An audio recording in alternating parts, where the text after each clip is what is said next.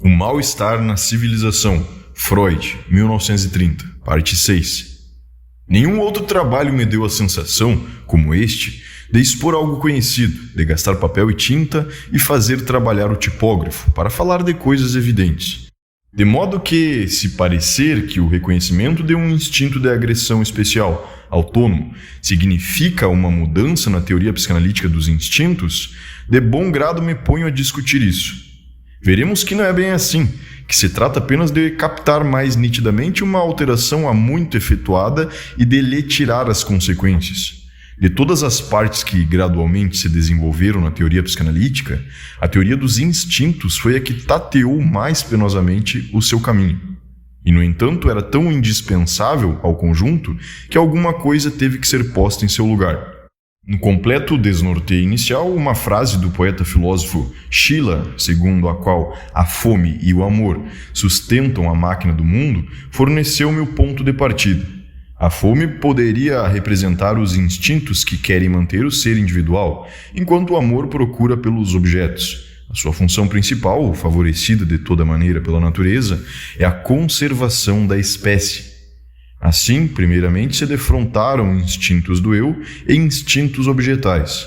Para designar a energia destes, exclusivamente para ela, introduzia o nome de libido. Com isso, a oposição se dava entre os instintos do eu e os instintos libidinais do amor no sentido lato, dirigidos para o objeto.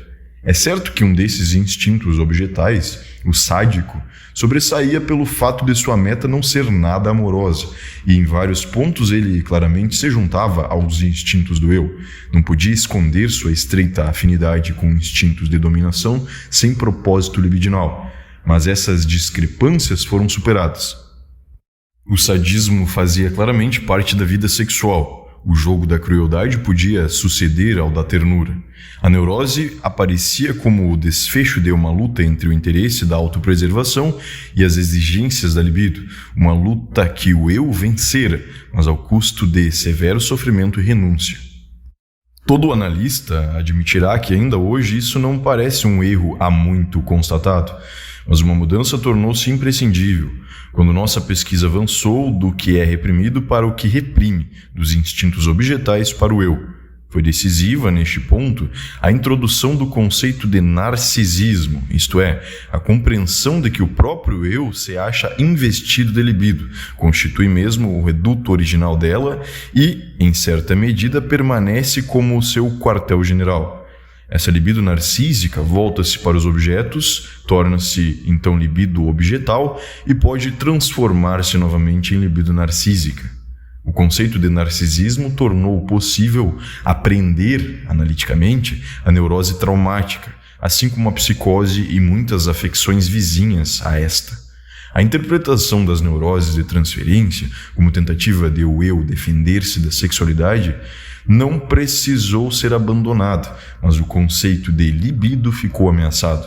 Como também os instintos do eu eram libidinais, por um momento pareceu inevitável fazer coincidir libido e energia instintual, tal como Jung pretendeu anteriormente. Mas me restava uma quase que certeza, ainda a ser fundamentada, segundo a qual os instintos não podiam ser todos da mesma espécie. O passo seguinte foi dado em Além do Princípio do Prazer, de 1920, quando tive a ideia da compulsão de repetição e do caráter conservador da vida instintual. Partindo de especulações sobre o começo da vida e de paralelos biológicos, concluí que deveria haver, além do instinto para conservar a substância vivente e juntá-la em unidades cada vez maiores, pulsão de vida, um outro a ele contrário, que busca dissolver essas unidades e conduzi-las ao estado primordial inorgânico, pulsão de morte. Ou seja, ao lado de Eros, um instinto de morte. Os fenômenos da vida se esclareceriam pela atuação conjunta ou antagônica dos dois. Mas não era fácil mostrar a atividade desse suposto instinto de morte. As manifestações de Eros eram suficientemente visíveis e ruidosas. Era de supor que o instinto de morte trabalhasse silenciosamente no interior do ser vivo, para a dissolução deste, mas isso não constituía prova, é claro. Levava-nos mais longe a ideia de que uma parte do instinto se volta contra o mundo externo e depois vem à luz como instinto de agressão e destruição. Assim, o próprio instinto seria obrigado ao serviço de Eros, na medida em que o vivente destruiria outras coisas, animadas e inanimadas, em vez de si próprio. Inversamente, a limitação dessa agressão voltada para fora teria de aumentar a autodestruição, aliás, sempre existente. Ao mesmo tempo, a partir desse exemplo, podemos suspeitar que as duas espécies de instintos, raramente, ou talvez nunca, surgem isoladas uma da outra, mas se fundem em proporções diferentes e muito variadas, tornando-se irreconhecíveis para nosso julgamento. No sadismo, há muito conhecido como instinto parcial da sexualidade, teríamos uma fusão, assim, particularmente forte, entre o impulso ao amor e o instinto de destruição, e na sua contraparte, o masoquismo, uma ligação da destrutividade dirigida para dentro com a sexualidade, o que faz visível e notável a tendência normalmente imperceptível. A suposição de um instinto de morte ou de destruição encontrou resistência até mesmo nos círculos psicanalíticos. Sei que é frequente a inclinação de atribuir a uma bipolaridade original do próprio amor tudo o que nele é encontrado de perigoso e hostil. No começo, expus apenas tentativamente essas concepções, mas com o tempo elas ganharam tal ascendência sobre mim que já não posso pensar de outro modo. Acho que, teoricamente, são muito mais proveitosas que quaisquer outras, pois produzem aquela simplificação sem negligência ou violentação dos fatos que buscamos no trabalho científico. Reconheço que no sadismo e no masoquismo sempre vimos as manifestações, fortemente mescladas com o erotismo, do instinto de destruição voltado para fora e para dentro. Mas já não entendo que pudéssemos ignorar a onipresença da agressividade e destrutividade não erótica, deixando de lhe conceder o devido lugar na interpretação da vida. A ânsia de destruição voltada para dentro se subtrai geralmente à percepção, é verdade, quando não é tingida eroticamente. Recordo a minha própria atitude defensiva quando a ideia do instinto de destruição surgiu pela primeira vez na literatura psicanalítica, e quanto tempo durou até que eu me tornasse receptivo a ela. O fato de outros haverem mostrado e ainda mostrarem a mesma rejeição não me surpreende, pois as crianças não gostam de ouvir quando se fala da tendência inata do ser humano para o mal, para a agressão, a destruição, para a crueldade, portanto. Deus as criou à imagem de sua própria perfeição. Ninguém quer ser lembrado o quanto é difícil conciliar a irrefutável existência do mal, apesar das asseverações da Christian Science, com sua onipotência e infinita bondade. O diabo seria o melhor expediente para desculpar Deus. Teria a mesma função econômica de descarga que têm os judeus no mundo do ideal ariano. Mas mesmo assim pode-se pedir a Deus satisfações pela existência do diabo, tal como pela do mal que ele personifica.